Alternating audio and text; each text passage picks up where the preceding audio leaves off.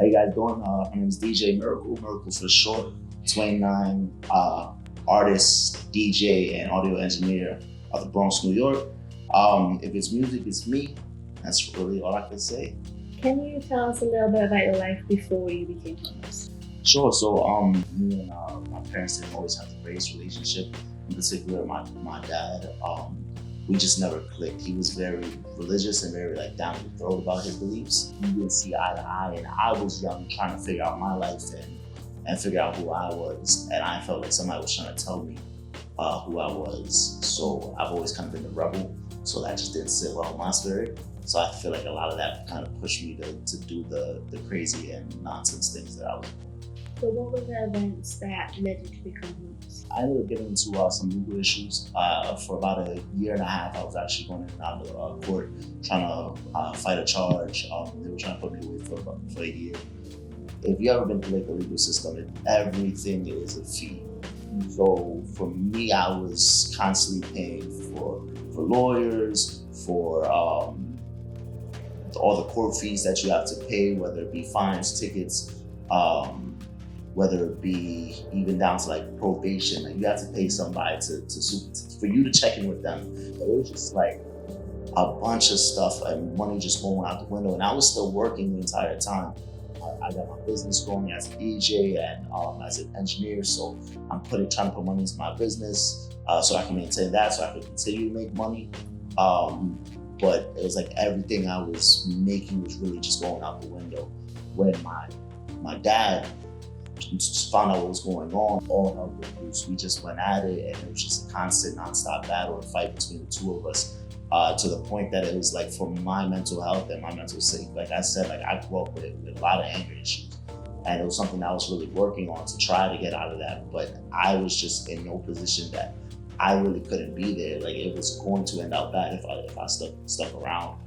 So I loaded up my car with everything that I had, and it was just on the road from there, from sleeping, on the streets or couch hopping from friends' houses. I was talking to somebody for a while, so it was nice. I still with her, but it was just all over. I was just all over the place. There was plenty of nights that I was just reaching out to friends you guys want to hang out, just so I wouldn't have to, not know where I was going to go. So I'd go to a bunch of people. I know I probably overstood my welcome at a bunch of people's houses, just trying to break night with them. So I really had to do everything I possibly could to try to just keep my spirits high. And like I said, nobody knew what was going on. I was working. I was always the most energetic person in the entire store. So everybody thought everything was good. But then, like I said, there's a lot of times that I left the store and walked to our cars with one of my managers, and nobody knew that I ended up staying in that parking lot that night. And I feel this is the misconception that a lot of people have.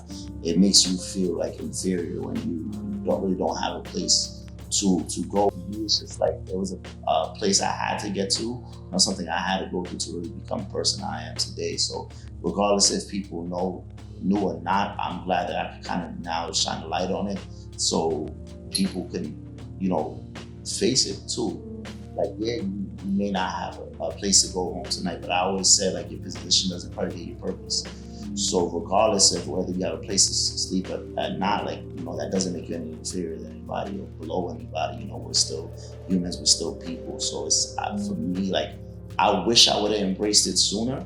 But everything happens in the time that we need to.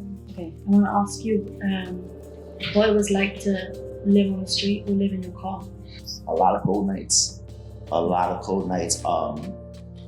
Because the fact that I had so much money going out, besides this being homeless, there was days that I wasn't eating for weeks, or whether I was just missing meals. And I had times that I remember taking my basketball out and just going out to the court and just shooting the ball till the sun came up, just so I could just move around and feel I'm doing something, or just keep my body warm or something like that. It was definitely a sense of shame and just hiding, to be honest. It was a lot of it. So even sleep outside in the park or something like that, it's okay, I gotta find somewhere that I know nobody's gonna be here.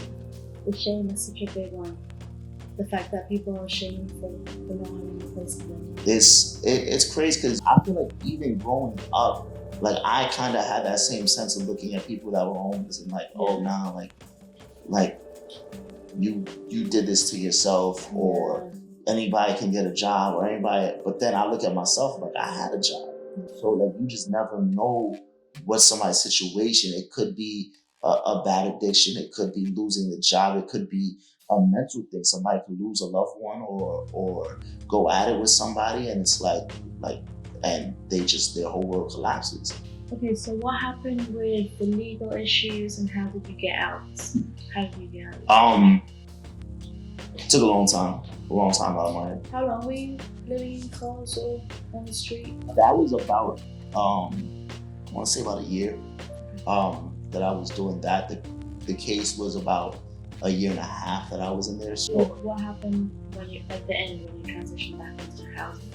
So what ended up happening was I'm still on probation. I still got a ways to go.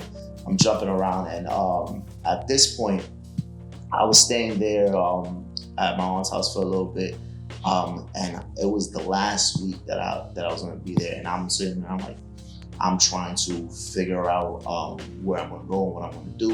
I'm trying to save as much money as possible and get in these places. I'm in my last week staying there, and I'm at work, and I hear one of my coworkers like, oh yeah, like I got this whole apartment downstairs in my house, and I need to rent it out. Like I need to like cut down on my bills a little bit. I'm like, hold on, you have a what? She's like, yeah, I have an apartment downstairs. You know, it's everything you need. You got your own bathroom, private entrance. I can do this. Like when can I move in? And she was like, Friday. And Friday was the day that I had to be at my aunt's house. And I lay there at the end of it. I'm like I'm home. Like I have somewhere I can sleep, I can rest, and things were good as I started to get back into focusing on my mental and really getting back into personal development and just trying to grow myself as a person. So what are you doing now? So now currently, music is my full life. I'm a recording artist. I have music out on all different platforms, on the radio and everything like that. I'm still DJing. And also I'm working in a studio, but it's bigger than just a studio. It's actually part of a nonprofit that we help people who've gone through the justice system who coming home. We help them with housing. We help them with jobs, getting back on their feet. So we ended up building a studio to give people a space that they can express themselves. But the same thing that I do in the office, I actually do in Rikers Island as well. I have a full mobile studio and a book bag that I go to the island. I hang out with the guys in the day room, in the units, and we just record. I just let them have fun and take time to feel like. I hear all the time, like people like, oh yeah, we in the stew, we in the town right now. We're back in town, like you feel like you're home. So just to give people that hope and show people that light and just inspire people and just be there and show people like you don't have to have it all together. You can still be figuring this out. Like whatever you're going through right now, you don't gotta be ashamed, because no matter what you go through, you're gonna get through it, and you're gonna find yourself in that light at the end of the tunnel is a lot closer than you think. Okay, what do you wish people knew about you and about homelessness in general?